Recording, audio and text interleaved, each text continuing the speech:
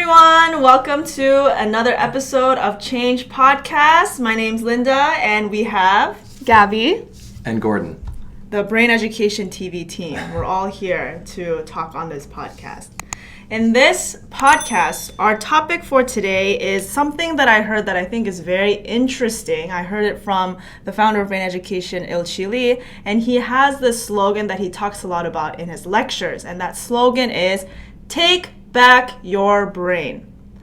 Now, this can be left up to interpretation, so I wanted to ask you guys, when you first hear, "take back your brain," what does that make you feel? What does that even mean to you? To me, it means take back your life.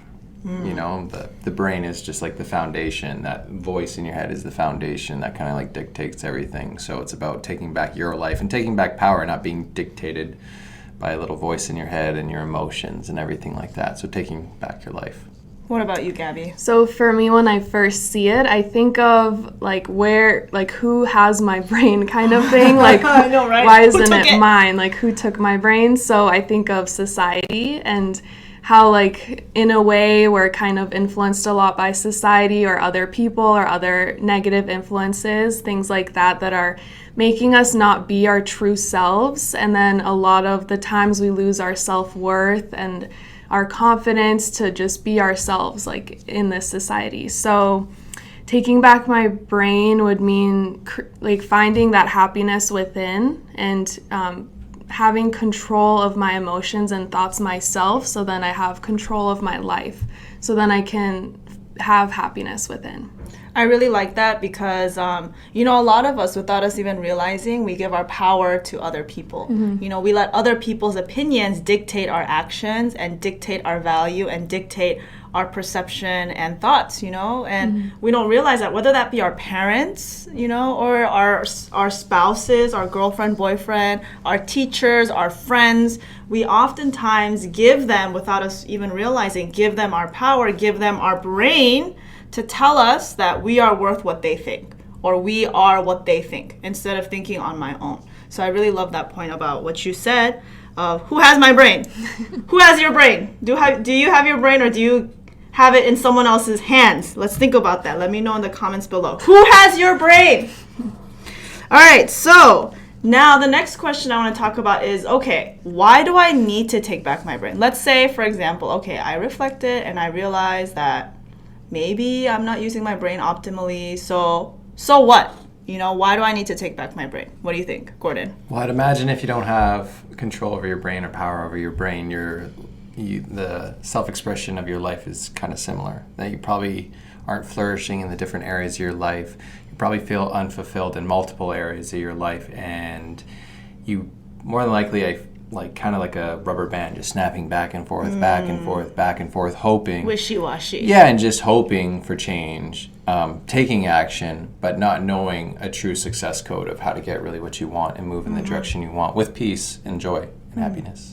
And always looking for others for, like, recognition or acknowledgement that, oh yeah, you're doing a good job. Yeah, of course, which is, like, I think at least 90% of the world, right? Mm-hmm. Like social media, we put something out, we're like, oh, did people notice? Did people pay attention? And did people like it? Yeah. If they didn't, oh, it must be trash content, And then they follow, like, what the trends are and, Yeah, exactly. They allow other people to dictate their life and what makes them happy, basically. So I think it's really about bringing it back to yourself. So right. For me, the same thing, like finding that happiness within and not letting other people or other things or society, like everyone wants this lavish, lifestyle, but most of the time those people aren't really the happiest, or they're just empty inside. So yeah, finding that happiness within, whatever it is for you. Yeah, because it's definitely fleeting. As soon as that person's not there to acknowledge you again, right? They're just like, I need another hit, Right. Give it to me. It's like a purchase, right? Yeah. Buy that shirt, buy that hat. It's good for maybe like a day or two wears, and it's just another shirt, and just another hat. So I think you need to find that within yourself, that peace and that happiness, because then it's not fleeting. It's true peace and happiness. And a lot of us, we talk about national security a lot. The government spends a lot on, like, defense and national security, but we don't think about that our internal world that we have inside could be hijacked too. When you don't have your brain, when you don't have your power in your life and you give it to other people, your brain, which literally dictates everything you do, your brain determines whether you wake up in the morning, your brain determines whether you breathe or keep your heart rate. Basically, your whole life is dictated by your brain, right? So if your brain is not functioning on your side, if your brain is working against you, then your brain has been hijacked, which means your whole body has been hijacked, which many people see in terms of their health crumbling. They go like psycho, or they become so emotional, it creates disease. Whatever the manifestation of that is, a lot of us live with a quote-unquote terrorist inside of our bodies, hijacking our lives, hijacking our brains. And that terrorist is information. What information you put inside of your body has the power to either create you into some extraordinary being that does good for the world, or at the same time, it has equal potential to destroy you and totally hijack and terrorize your body and life. So we don't think about that. We think about external terrorists, and we create all sorts of propaganda and news. And excuses. And like stereotypes and terrible things for external quote-unquote terrorists, but we don't think about the fact that we're terrorizing our own mind. And society, and sometimes our own government, terrorizes our own minds with fear. We don't think about that part, huh? Yeah. How about them apples? Definitely. Well, I know there's a terrorist waiting for me every morning when I wake up. It's like that first. It's pretty dark. Well, it's like that first minute, right? Like you Yeah. just wake up, like, okay, I'm up, and then that voice just starts talking, and I think we confuse it for ourselves, right? We think that thing can just take off, and you can lie in bed, think for 10, 20 minutes, and it's all pretty negative and worried about what you got to do type of thing for the day. But until you take charge, like either with like some affirmations or a meditation, something where you're like, no, this is where my mind's going to go today, and then after that, I feel it's kind of just maintenance, throughout the day, but it's like, it's right in your face in the morning, for me at least, Right, it's like yeah. right when I wake up, it Yeah. starts going and going and going. So like you said, I definitely want to put something good into my mind right in the morning, and don't flip open Facebook or don't flip open the news, first Yeah. thing, or get on my phone even, you know what I mean? Like if you just go through text and there's something bad in there, that's going to set the tone for your brain Right. and your day. Right. Yeah, I find that really helpful too, and I feel like people need to train themselves to put positive messages in, because I mean, when you look at Instagram, all that, right away you compare yourself to everyone. Yeah. It brings you down because everyone has better lives than you apparently. So, I do affirmations in the morning as well. Yeah, there's the number one podcast right now for business is Ed Millett, and he talks about like not touching your phone for the first hour will change your life, and like doing like gratitude the first thing, like right when you wake up, and not even just doing gratitude, but each reason, like say, oh, I'm grateful for my job, and then adding reasons behind it, like why are you grateful for your job? How does that make you feel? Like why do you want more of this in your life? And going down like stories down that can just like open that up, and those become the dominant thoughts in your head as opposed to the stress of the world. Right. So I think there's a need for each one of us to take a step back and see how actually prevalent it is in society that most people live robotically and live with their brains on autopilot, like okay, wake up, eat, sleep, go to work, like on autopilot. Even though we think we have all this control in our lives, many of us lived with that hijacked brain, not having our brains within our control. So I want to talk about some examples in society that we see right now in our current government, in our current education system, in our current like religion, in our current entertainment, celebrities, everything, how there's so many cases of people who are not using their brains in the right way. What do you got for us, Gordon? Well, I read an article basically in the Middle East in Pakistan, and this teacher who was a professor at a university where there was a 2-to-1 women to man ratio. There's about 4,000 women to every 2,000 men there, and this teacher was about to retire, and they're going to have like a end of the year party and also kind of like a retirement party. Well, at this party, one of the students came and stabbed the man repeatedly because he suggested that they had a co-ed celebration party for the end of the year, and that's against the Islamic religion. And he thought he was like serving God basically by killing this guy. People ripped him off of him, of course, and stuff, but he went to the hospital and died. And it's just, to me, it's like for anything to resort to like murder, you know, to build up that much hate within oneself, or think that murder is the answer. Even I can't imagine a religion telling you to kill someone, you know, for God, you know. But to me, that's just shocking that people can get to that point and think they're in the right still. Like, it sounds like this guy wasn't crazy or anything like that. He just absolutely believed this was the right thing to do. Right. This men and women shouldn't be having like parties together. And then also in the same country, like they're trying to do public protests against that and stuff like that. And then all the women were threatened to be like raped and killed if they stepped out on the street and protested. Like, and they shut down the protest because of religious law, basically, that they weren't allowed to speak against that. So to me, that's absurd. Like, and a big thing we take for granted, right? You know, I can't imagine like being a man not being able to, you know, well, just go out in public. Do normal things. Yeah, just do normal things. And I think that's an extreme over there, and we take for granted over here. But we have more responsibility, I feel, over here, because we have that freedom to set examples and lead the way. But it's shocking. Yeah. And you know, that kind of like that kind of is applicable to many different religions, you know, not just the Islamic religion. There's like, for the sake of God, for the sake of religion, people do atrocious things. And it's because of that separation identity. You know, we all live so full-heartedly believing that, oh, like if we're from a different religion, oh, if we're from a different race, oh, if we're from a different like background, that you and I cannot possibly be united under one like common idea. But that is the whole reason. That belief in your brain is the reason why someone is able to do bad things to other people, because of you and I are different, right? Yeah. So to fix that issue, we need to create a new identity, a new belief that no, maybe on the physical aspects we are different. Like, obviously she has blonde hair, I have brunette hair. That's fact, you know.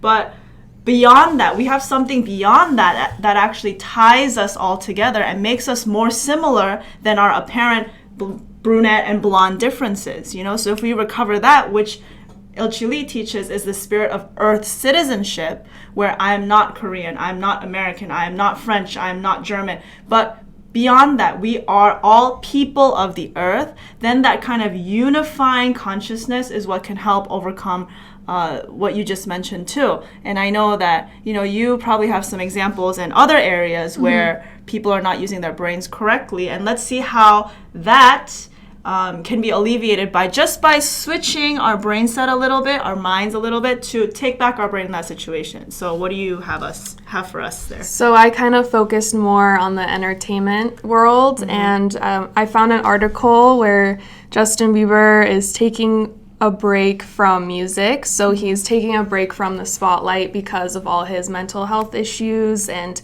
he's trying to repair his deep-rooted issues, and he's really unhappy. So he wrote like this whole post about like how his life isn't what it seems, so and things like that. So I chose it because I feel like so many celebrities and famous people are dealing with issues like this, and a lot of them are empty and not really happy. And he made a big statement. He actually said, he actually wrote, "Hey world, that glamorous lifestyle you see portrayed by famous people, don't be fooled thinking their life is better than yours. I can promise you it's not."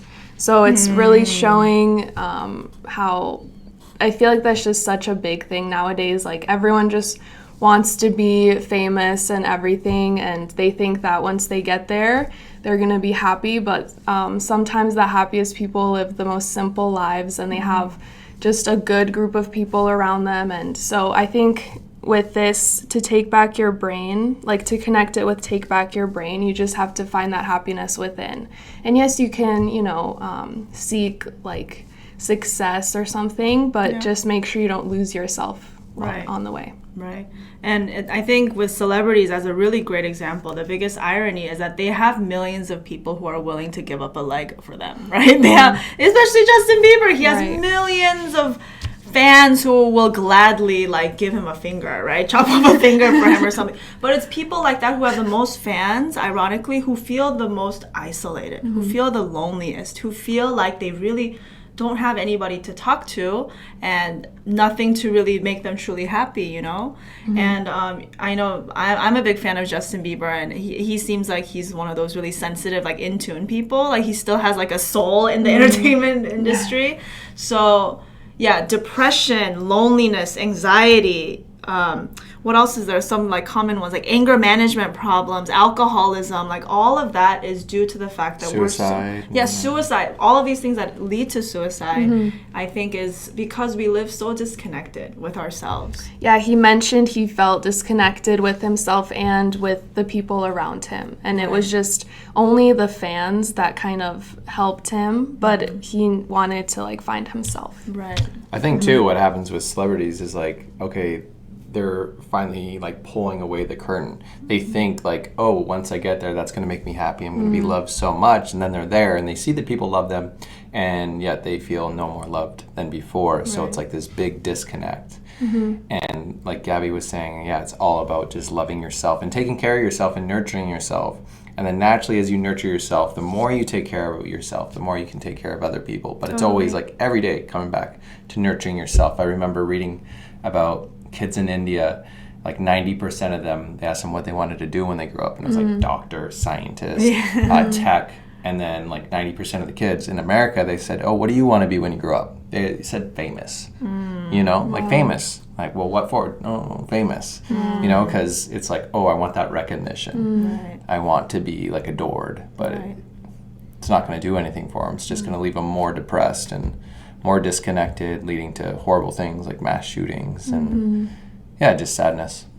So what can we take away from this information? Like, what do we do with, you know, what we see in celebrities, what we see in religion? And we, you know, this also bleeds into like education system. It also bleeds into our politics, you know, so it's prevalent everywhere that many people live with competition, with the goal of success, because if I want to succeed, I have to trample somebody to get to the top, you know? So in that kind of like success-driven society, like, what do we do from here? Are we hopeless? Or is there hope? Is there light? If there is, then where can I find it? What do you guys think? What do we do with information like this? No, I don't think it's hopeless at all. I think you need to get urgent on taking care of yourself and finding that self-love for yourself. Like, do things like the yoga, the meditation, things like spend alone time with yourself. Spend alone time. Yeah. Many people can't spend alone time. No. And you look at like Il-Chi Lee, he's a man who's changed like tens of thousands of lives. That's just one human being. If we had tens of thousands of people operating at like something that grand a level, helping that many people, yes, a shift in the world could definitely happen. And just, think about yourself. Like, you could be responsible for thousands of lives yourself, and the chain effect that could help. Even if those, like each one of those people just help two people after that, it just start like momentum. So it's just like, get urgent about loving yourself and figuring yourself out, finding your peace, finding your love, and don't put it off. Like, money's not worth it. You know what I mean? A relationship's not worth it if there's no peace and love in there. So urgency. I like it. So starting like meditations in the morning when you wake up, I'd say you could create a routine where you say affirmations like we do, or just fill yourself with positive information. Get rid of the negative influences, whether it's people or social media, things like that. That's a great first step. Like cutting back on social media, cutting back on like, you know, going out or like being around people who really aren't benefiting you and your inner value. I got one more thing. Linda actually really helped me with this. I was in a breakdown, and she had a conversation with me, and what I got out of it is there was a weekend coming, and I was like, you know what, why not this weekend I just give myself the permission to have my emotions, have my feelings, have my body sensations, and not make them mean anything. Just allow myself. Be like, if I have anxiety, that doesn't have to mean the world's ending or a relationship's going a certain way or finances are going a certain way. Just allow myself to have the experience of having the experience and not making it mean anything. And because it wasn't like, oh, I'm going to do this for the rest of my life, you know? It was just like, you know what, I'm going to do it for these 2 days and see how it goes. And that, in me, started like a chain reaction. And so much started to like transpire, and I started to let go of so much. And when a feeling came up, the voice wanted to start, and I was like, you know what? Just today, I'm just going to allow myself to feel that. And those thoughts, negative thoughts, stopped happening because I wasn't having that ego chain reaction. You know what I mean? Like the story of driving down, Wonderland in my head for 30 minutes. So that was great. Yeah, so what I think that we should take away from this information is, we don't like to talk about the negative things that are happening around us. I know a lot of my friends and a lot of people that I know don't like to turn on the news because it's all bad. It's all negative news. So the reason why we even bring up examples in society was, I think the first step to change, the first step to real change is you have to see your situation honestly. Because if you're in denial and you don't see your situation that you're in honestly, you can't fix the problem, Like if you have a house that has a clogged toilet, right? And it's like overflowing. I know this is really gross. If it's overflowing and you're just like, no, my toilet's fine. It's okay. Like it'll be better. Then just Febreze. Yeah, and if you try to just mask the problem, it's just gonna keep overflowing because you're not addressing the issue with honesty. But if you say, okay, wait a minute, it sucks, but my toilet is broken, I need to fix it, then you can really fix the problem, right? So seeing how our society is, where we are at exactly, holding a mirror in my own life too. Where am I exactly? Not where do I expect myself to be, not where do I want myself to be, but where am I exactly right now, in this moment, without any judgment. If I can see the situation accurately, then I can change it. And if I have the power to change it, then there's hope. If you don't have the power to change it, you feel hopeless. You just feel like a victim. Well, this is just how life is. I don't know what to do about it. There's people like that because they don't know that they have that power. So to take back your brain, I think we should all reflect on my own life and say, am I in charge of my own life right now? Am I in the driver's seat of my life right now? If yes, good. Keep doing what you're doing. If no, right. How did I get here? Who caused this to happen? What happened in my life that I gave up my driver's seat and now I'm living this unhappy life? That's a very important reflection that we all must do to grow from here. So with that, it sucks to leave on a sad note. So I have a piece of good news for everybody. We like to make people happy. Good news makes a good brain. Negative news makes a bad brain. That's why you guys don't like turning on CNN. Okay, so in happy news today, I got this from online. So Jimmy Carter, ex-president Jimmy Carter, he is 94 years old today, and he's officially, after today, he's the oldest living president. And before it was George H.W. Bush, who passed away at 94 years and 172 days old. But now Jimmy Carter surpassed that record. And the great thing, the reason why this is such good news is even at 94, Jimmy Carter is doing so many things for society that beyond his presidency. So he's not one of those people who just served during his presidency and said, all right, peace out, I'm done, I don't care.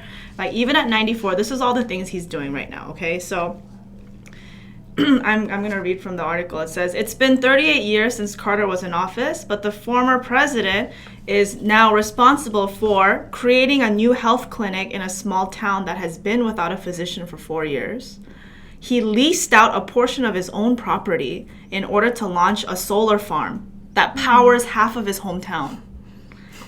And number 3, his charity has been a major contributor in making guinea worm the second disease to ever be eradicated. He eradicated a disease in the world, and he's 94.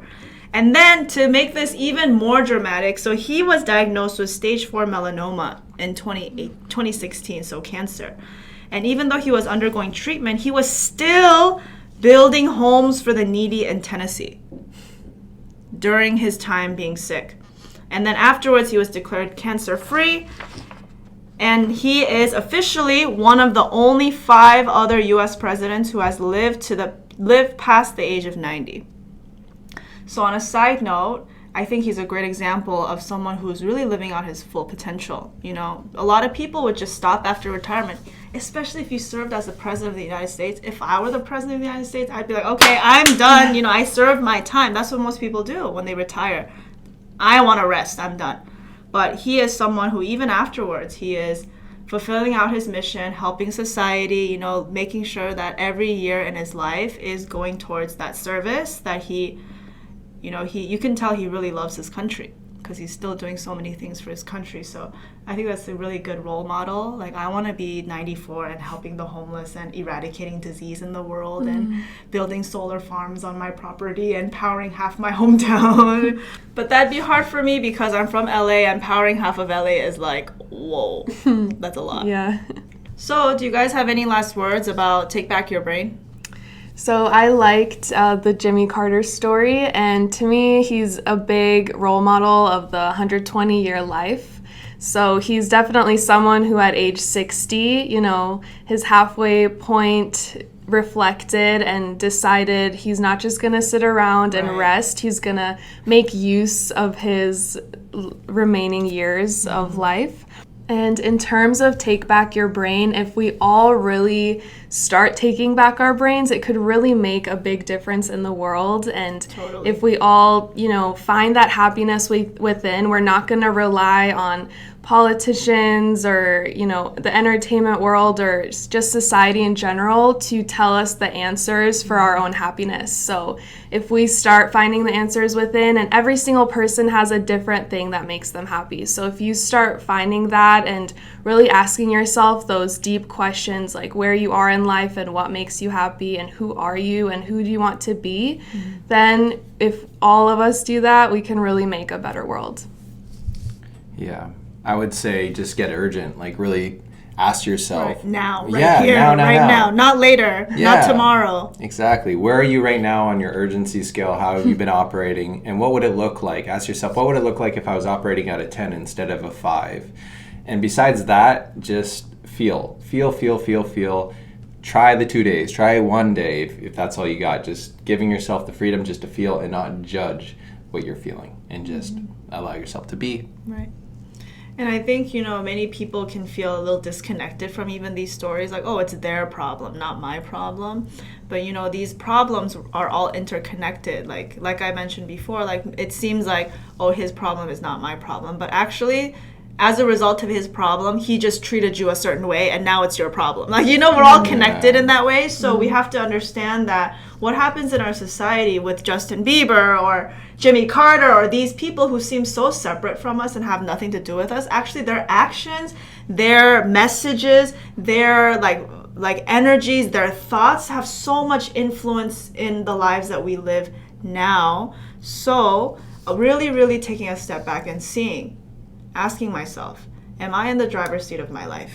Yeah. Or is there a part of me that still needs improvement, that needs to slap back into reality and get my life together? That's a very important question that we should all ask ourselves. Am I going the right direction? Is this the life I want? Yeah, and I think if you're having any trouble seeing how we're all connected, think about, we breathe the same air that gives me life, that gives you life, that gives you life. And there's some states of the earth right now where it's like people are buying oxygen from different countries, shipped to them. So that affects us all, and that's how we're all connected. We breathe the same air that gives us all life. We drink the same water that gives us life. So we're all connected, and we're all in this together. Yes, we are. We're all in this together, right, guys? Yes. Yes. Like we're all in this together. No one knows that. Nope.